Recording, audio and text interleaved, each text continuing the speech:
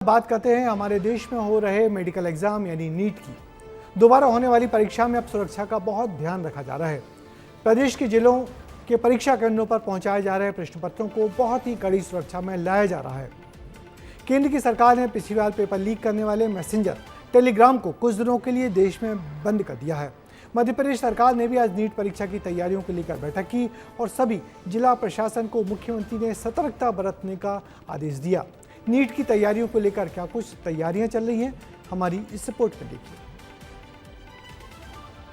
ये पुलिस की गाड़ियां, ये सिक्योरिटी किसी नेता के लिए नहीं है, किसी सेलिब्रिटी के लिए भी नहीं, बल्कि ये पूरी सिक्योरिटी नीट के पेपर के लिए है।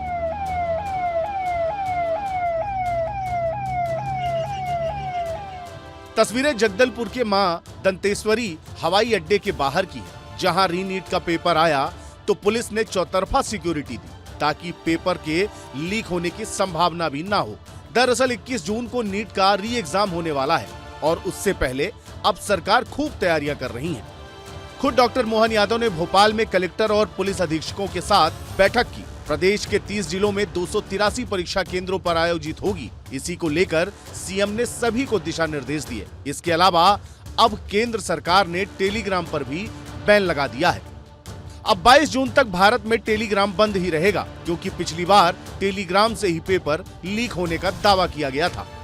The platform was continuously being misused by scamsters, by fraudsters, by sharing fake question papers as kind of genuine question papers and trying to fool people. We had a meeting with the Telegram officials and we had requested them, please use your AI and everything that you have and do not allow creation of any group which clearly says that it's a NEET leak paper. We had to block 200 channels.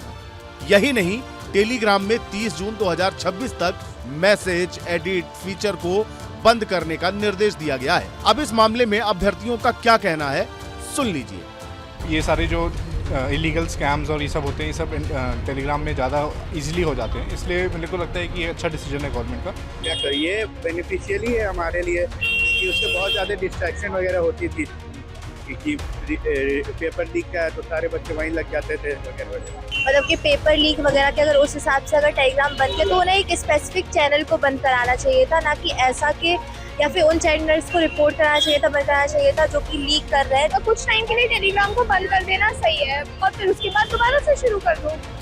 अब सवाल ये भी है कि आखिर इस परीक्षा के लिए इतनी तैयारियां क्यों? प्रश्न पत्रों के परिवहन में भारतीय वायुसेना की मदद ली जा रही है। पेपर सेंटर्स को आइसोलेट में रखा गया है। फर्जी पेपर बेचने वाले गिरोहों पर कार्यवाही हो रही है। खुद शिक्षा मंत्री धर्मेंद्र प्रधान बैकफुट पर है। लेकिन इतनी तैयारियां क्यों? इसे जानने के लिए आपको कुछ दिन पीछे जाना होगा।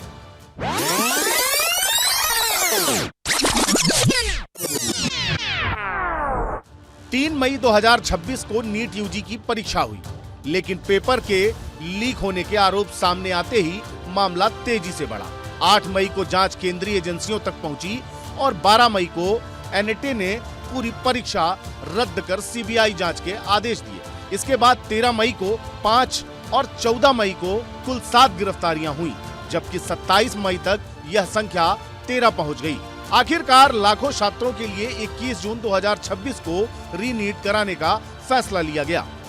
पिछली बार पेपर लीक ने नीट की साख पर बड़ा सवाल खड़ा कर दिया था। यही वजह है कि इस बार पेपर से ज्यादा उसकी सुरक्षा चर्चा में है।